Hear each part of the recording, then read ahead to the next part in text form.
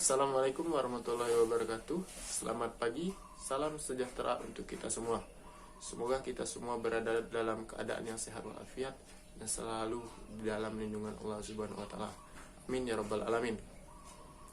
Pertama-tama saya ucapkan terima kasih kepada Bapak Peri Supriyanto, SEMSI, selaku dosen pembimbing mata kuliah pengantar ekonomi pembangunan. Pada kesempatan kali ini, kami dari kelompok 1 akan menjelaskan materi mengenai teori-teori pertumbuhan dan pembangunan ekonomi yang akan dijelaskan oleh anggota kami secara berturut-turut. Untuk mempersingkat waktu, langsung saja kita masuk ke teori yang pertama. Pertama di sini saya akan menjelaskan tentang mazhab historimus, yang artinya pertumbuhan ekonomi. Historimus fokus melihat proses perkembangan ekonomi dari tahap prasejarah hingga industri dan masyarakat dunia yang memiliki tingkat konsumsi yang tinggi. Setidaknya ada 2 ahli yang mendukung teori historis ini, yaitu yang pertama, Patrick Rees mengatakan menganggap pertumbuhan ekonomi suatu negara dilihat dari teknik produksi sebagai sumber utama, ataupun tahapnya terdiri dari masa berburu, masa beternak, masa bertani, kerajinan, serta industri perdagangan. Yang kedua yaitu Bruno Hildebrand mengatakan meninjau perkembangan teknologi dapat dilihat dari cara pertukaran di tengah masyarakat, misalnya pertukaran barang atau barter, pertukaran dengan uang, atau pertukaran dengan kredit. Baiklah, selanjutnya saya Yuda Prasmana dengan NIM 2112123013 akan menjelaskan mengenai teori klasik. Nah, teori klasik ini adalah teori yang bisa dikatakan adalah teori yang paling awal dalam membahas mengenai pertumbuhan dan pembangunan ekonomi. Menurut teori klasik ini, seiring dengan bertambahnya populasi manusia dan juga berkurangnya sumber daya alam yang tersedia, maka pertumbuhan dan pembangunan ekonomi itu akan semakin menurun. Ada 2 filsuf terkenal yang membahas mengenai teori ini, yaitu yang pertama itu adalah Adam Smith. Menurut Adam Smith, seorang filsuf dan ahli ekonomi ini di dalam bukunya mengatakan bahwasannya pertumbuhan ekonomi itu bertumpu pada peningkatan populasi, yang mana populasi yang semakin meningkat akan berdampak pada bertambahnya output dan juga hasil pertumbuhan yang didapatkan oleh suatu negara. Kemudian ahli filsuf kedua yaitu adalah David Ricardo. Menurut David Ricardo, yang pendapatnya ia jelaskan pada buku yang ia terbitkan yang memiliki judul The Principle of Political Art Taxation, ia mengatakan bahwasannya pertumbuhan penduduk yang besar dapat berdampak pada kelebihan tenaga kerja, sehingga upah yang diberikan kepada para pekerja akan menjadi semakin menurun, sementara upah tersebut yang digunakan untuk membiayai taraf hidup masyarakat minimum itu akan berdampak kepada kondisi ekonomi yang akan mengalami kemandegan atau stationary state.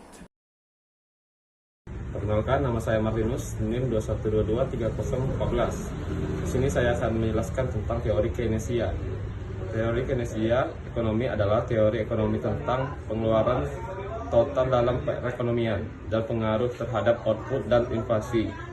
Teori ini dikembangkan oleh ekonom Inggris John Maynard Keynes di tahun 1930-an, dan dalam upaya untuk memahami depresi besar Keynes menganjurkan untuk meningkatkan pengeluaran pemerintahan dan menurunkan pajak untuk merangsang permintaan dan penarikan ekonomi global keluar dari depresi.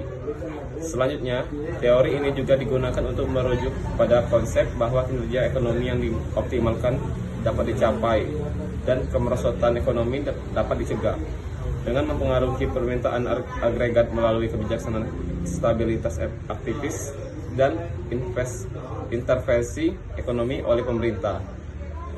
Ekonomi Keynesian dianggap sebagai teori sisi permintaan yang berfokus pada perubahan ekonomi dalam jangka pendek. Selanjutnya saya akan menjelaskan tentang teori neoklasik. Teori pertumbuhan ekonomi neoklasik menjelaskan faktor pertumbuhan ekonomi negara dapat stabil dengan 3 komponen penting, yaitu tenaga kerja, modal, dan teknologi. Ahli ekonomi yang menopang teori pertumbuhan neoklasik adalah sebagai berikut. 1. Joseph Schumpeter. Menurut Joseph Schumpeter, ekonomi suatu negara dapat meningkat jika penguasa menciptakan inovasi dan membuat kombinasi baru terikat proses produksi hingga investasi bisnisnya. 2. Robert M. Solow.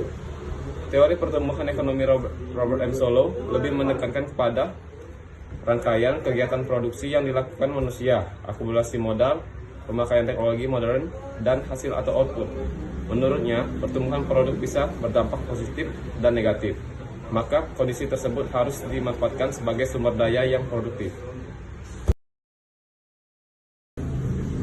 Perkenalkan, nama saya Adi Saputra, NIM 211223001. Saya akan menjelaskan tentang teori pertumbuhan endogen.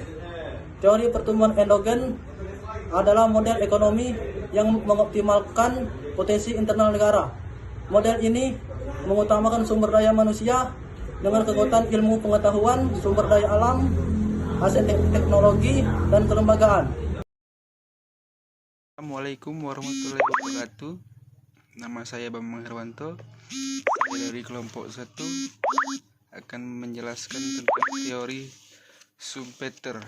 Schumpeter berpendapat bahwa sistem ekonomi kapitalis merupakan landasan pembangunan sistem ekonomi baik untuk menciptakan pembangunan ekonomi yang pesat, namun meramalkan bahwa sistem ini akan mengalami stagnasi seperti yang disampaikan teori ekonomi klasik sebelumnya. Menurut Schumpeter, kunci utama perkembangan ekonomi adalah inovator dan wira swasta. Kemajuan ekonomi suatu masyarakat hanya bisa terwujud dengan adanya inovasi. Selain mampu meningkatkan keuntungan dan kenaikan standar hidup masyarakat, juga mampu memenangkan persaingan untuk memperoleh kedudukan monopoli. Perkenalkan, nama saya Pirayanti dengan NIM 211223096. Di sini saya akan melanjutkan penjelasan tentang teori ketergantungan. Teori ketergantungan adalah teori yang berargumen bahwa keterbelakangan pertumbuhan ekonomi yang dialami oleh negara-negara dunia ketiga dan senyatanya timpang dengan negara-negara industri.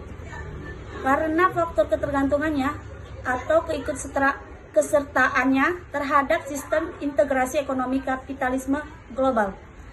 Hal yang patut diingati oleh teori dependensi merupakan salah satu pendekatan yang mencuat khususnya dari sudut pandang negara-negara dunia ketiga terhadap konsekuensi